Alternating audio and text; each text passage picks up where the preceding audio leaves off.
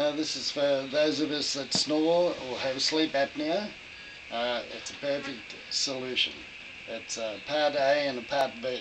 Part A is the chin sling, a laminated elastic that goes under the chin, over the top of the head in front of the ears, to gently keep our mouths closed while we sleep. Part B is the easy air. You can either use one or two, but it goes into the nostril and a half a twist to stop that protrusion. Gives you a free flowing of air down into the lungs.